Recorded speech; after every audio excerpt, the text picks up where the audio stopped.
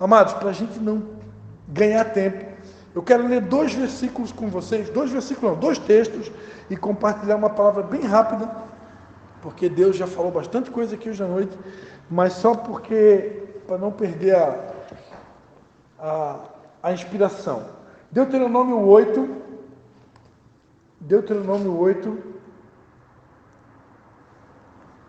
a gente vai ler Deuteronômio 8 e Josué 5, a gente vai ler alguns versículos.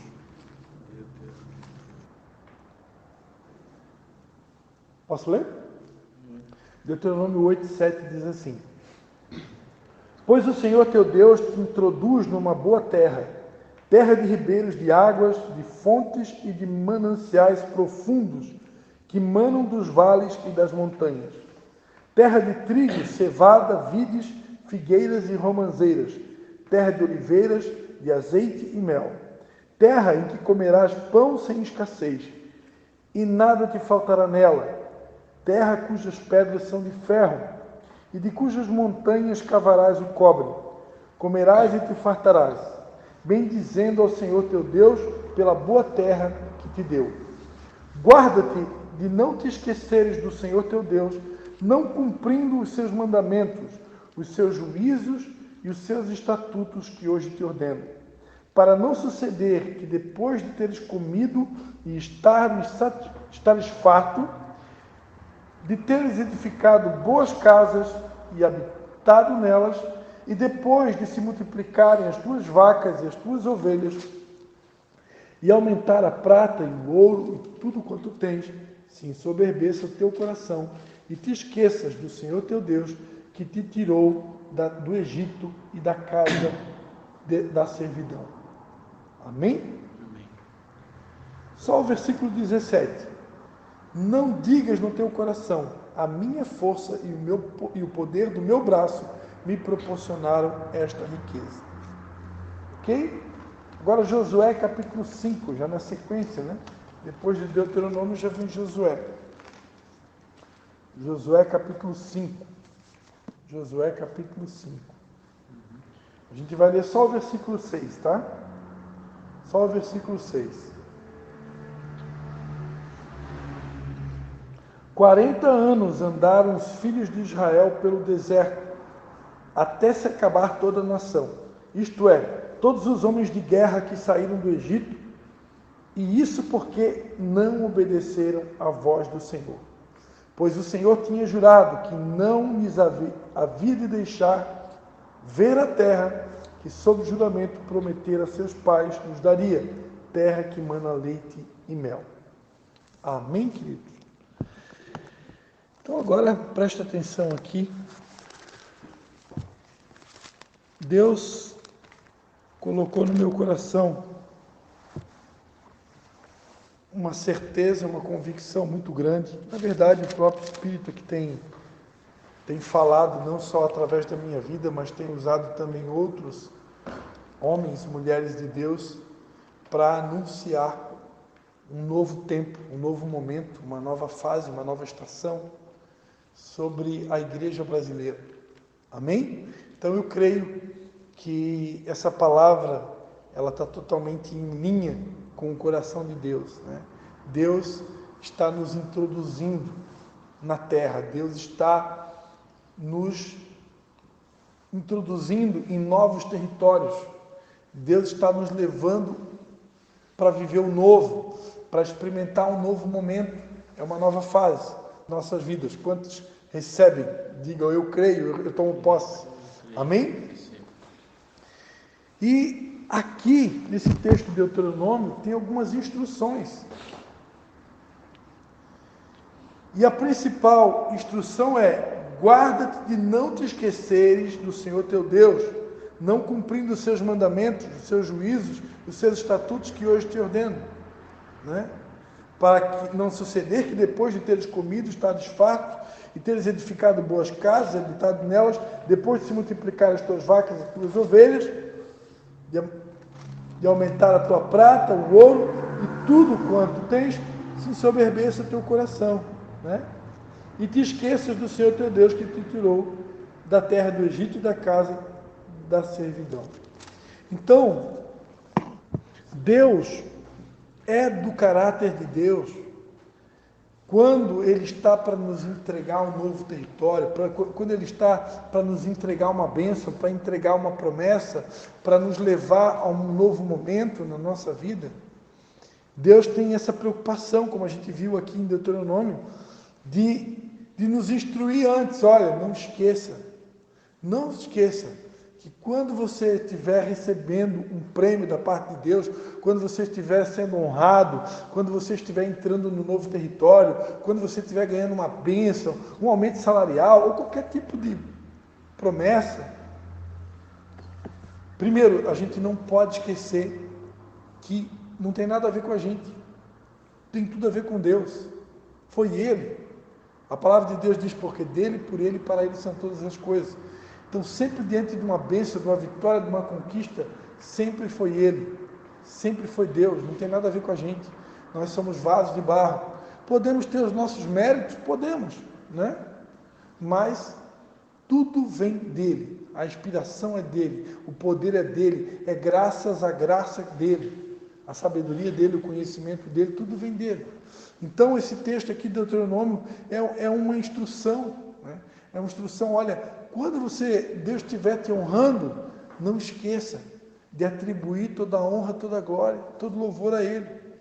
Não permita, né, que nós não podemos permitir que o nosso coração venha se ensoberbecer, né, no sentido da gente achar assim, não tem alguma coisa a ver comigo, porque não tem, né, não tem.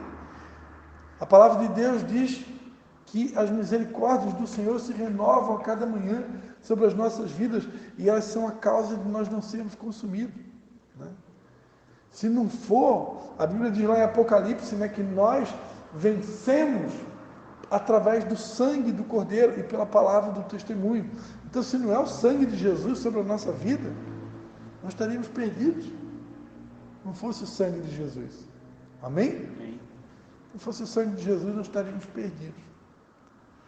É graças ao sangue, graças à misericórdia de Deus, graças à bondade, graças à fidelidade, graças à aliança. Deus é Deus de aliança. Ele faz as coisas acontecer na nossa vida, não é porque a gente é bonzinho, é porque Ele é bom. É porque, apesar de muitas vezes nós sermos infiéis, Ele permanece fiel, porque Ele não pode negar a si mesmo. Às vezes nós somos infiéis, todas as vezes que nós quebramos a aliança, todas as vezes que nós não honramos os votos que nós fizemos com Deus, as promessas que nós fizemos, todas as vezes que pecamos, nós estamos quebrando a aliança, estamos jogando Jesus de volta para a cruz. Mas apesar das nossas fraquezas, fragilidades, imperfeições, Deus não muda. Ele é o mesmo ontem, hoje e eternamente. Ele permanece fiel. E Ele será fiel com a gente até o fim. Amém? Amém? E por que eu li o texto de Josué 5? Esse texto de Josué 5, ele declara que o povo andou 40 anos, a geração anterior, no deserto, e ali se acabou. E não conseguiu entrar nessa terra prometida, que mana leite e mel. Por quê? Porque não obedeceram à voz do Senhor. E essa desobediência à voz do Senhor, que foi a causa do povo não experimentar o melhor de Deus, do povo não usufruir do que Deus tinha para eles, está ligado, eu gosto sempre de bater nessa tecla, está ligado basicamente, essa desobediência, ela está basicamente ligada a dois pecados principais, que é o que eu queria chamar a atenção aqui nessa noite. Porque Deus está nos prometendo um novo momento, Deus está nos prometendo entregar novos territórios, Deus está nos prometendo nos dar acessos a lugares que nós ainda não tivemos. Mas se eu quero ter acesso a esses lugares, se eu quero experimentar o melhor de Deus, se eu quero viver o novo de Deus, eu não posso cometer os mesmos erros que esse povo no deserto cometeu. Eu não posso ser desobediente, eu não posso ser infiel. E quais foram esses dois pecados principais? Ingratidão e incredulidade. Todos os dois começam com in. Ingratidão e incredulidade.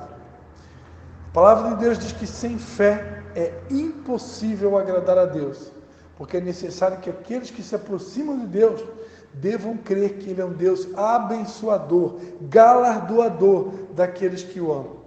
Então, tão importante quanto crer em Deus é crer que o meu Deus é um Deus abençoador, é um Deus galardoador. E isso, nos dias de hoje, tem se tornado um grande obstáculo. Porque como é muito comum você encontrar pessoas infiéis, é muito comum você encontrar lá no mundo, né, principalmente, pessoas corruptas, pessoas trapaceiras, pessoas traiçoeiras, pessoas que não cumprem a palavra, pessoas que prometem, mas não cumprem aquilo que prometeram, né? Pessoas sem caráter. Como é tão comum isso acontecer hoje no mundo, e até mesmo dentro da igreja. Então a gente começa, daqui a pouco a gente pode desenvolver uma tendência, um pensamento, de achar que Deus é igual, de achar que Deus age como um homem. Mas a Bíblia diz em Números que Deus não é homem para mentir, nem filho do homem para se arrepender. Eu não posso comparar Deus com o homem. O homem é falho, o homem promete e não cumpre, o homem dá a palavra e não honra. Mas Deus, havendo Deus prometido, não fará? Se Deus prometeu algo para a gente, passará os céus e a terra, mas as minhas palavras não passarão, diz o Senhor. Né? Então eu preciso confiar, eu preciso crer que o meu Deus não é homem, o meu Deus não falha. Se Ele prometeu, Ele vai fazer. Se Ele disse que vai fazer, Ele vai fazer. Independente do homem, independente das circunstâncias, independente do mundo, independente de qualquer coisa. Amém. Porque Deus não está alienado a nada. Deus é Deus, todo-poderoso. Amém? Todo o poder está na mão dEle. Operando Ele, quem impedirá? Aleluia! Então, o primeiro passo, eu preciso crer que o meu Deus, além de crer nele, eu tenho que crer que Ele é um Deus grande, poderoso, forte e bom. E que tem prazer de proporcionar momentos de alegria para os seus filhos. E que quer proporcionar esses momentos. Agora, segundo ponto, a ingratidão. Né? Ingratidão é eu achar que se eu estivesse no lugar de Deus, eu faria melhor do que Deus. Ingratidão, descontentamento, ausência de gratidão, significa demonstrar diante de Deus que eu sou melhor do que Ele, que eu sei mais do que Ele. Porque se algumas coisas estão acontecendo na minha vida diferente daquilo que eu projetei, do que eu planejei, e eu estou triste por causa disso, eu estou doente por causa disso, estou murmurando por causa disso, né? Isso equivale dizer que, tipo assim, eu não concordo com o reinado de Deus sobre a minha vida, eu não concordo com a soberania dele sobre a minha vida. Porque perante a Bíblia, Deus reina sobre todos os reinos. Perante a Bíblia, não cai um fio de cabelo da minha cabeça sem o consentimento de Deus. Então, eu preciso crer, eu tenho que crer que tudo o que acontece na minha vida, seja de bom, seja de ruim, Deus não perdeu o controle. E Ele tem ainda poder para fazer com que todas as coisas cooperem para o meu bem. Ele ainda tem poder de transformar a causa em bênção.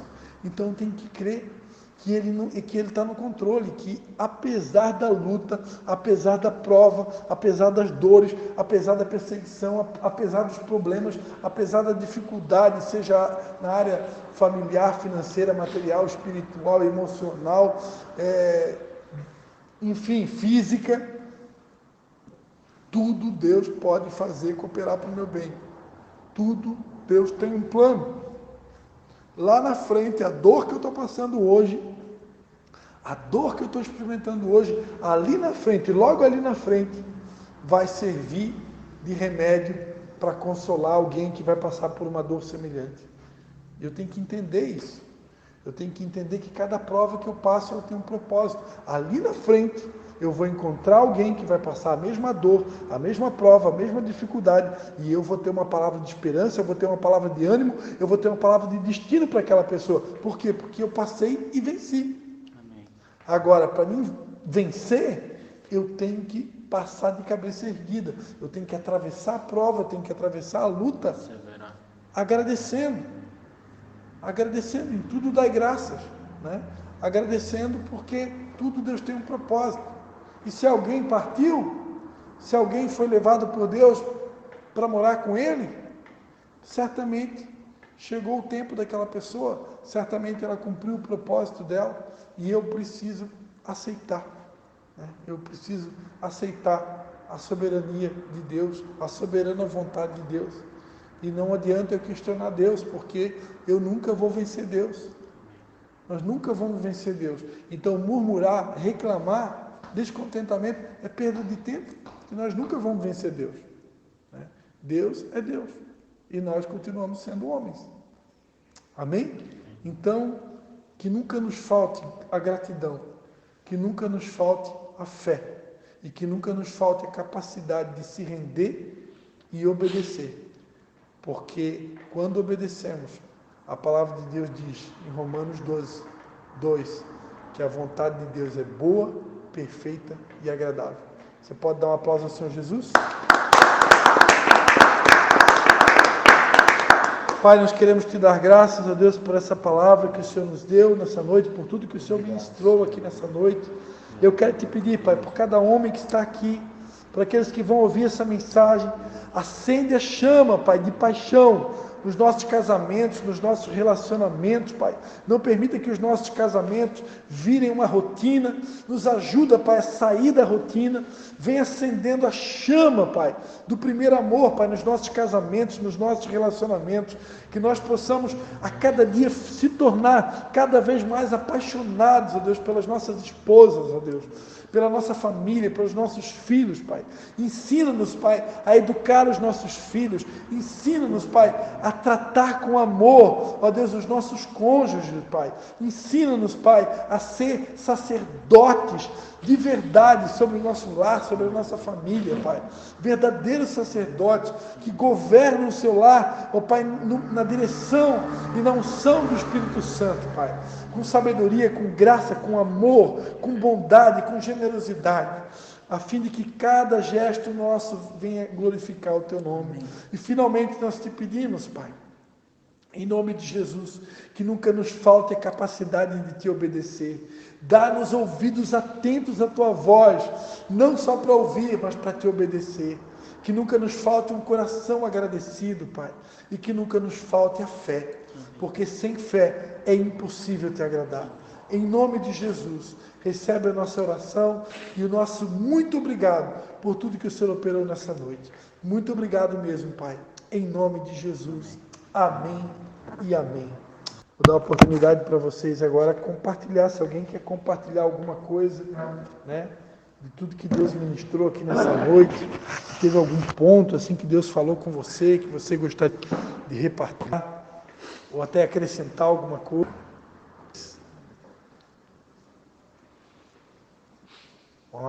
Eu vou dar. Tem alguma coisa para falar. Aí, enquanto isso, dá tempo do Joacir e o Cleber se preparar. Hoje de manhã eu escutei uma oração, né, de manhã, né?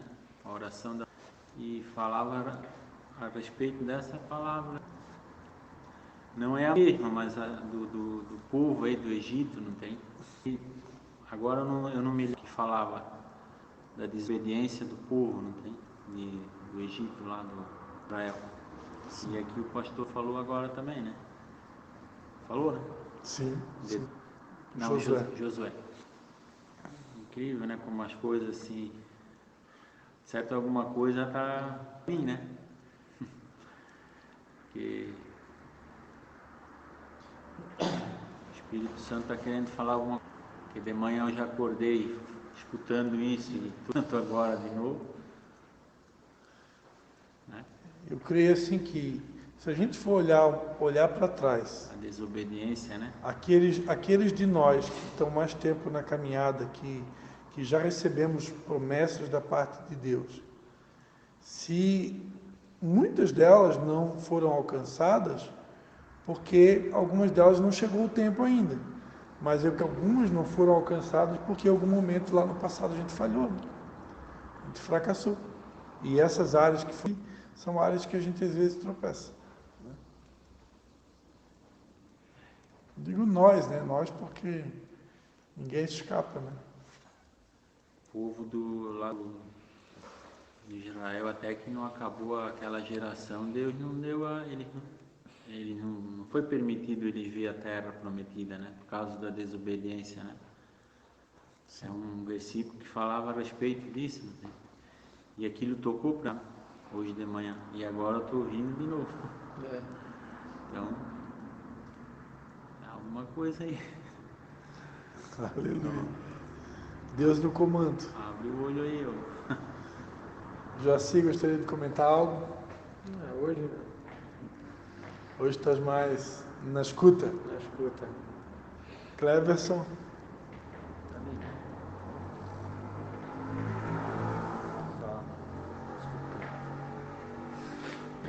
Amém. Então, queridos. Amém. Então está encerrada a nossa reunião. Amém.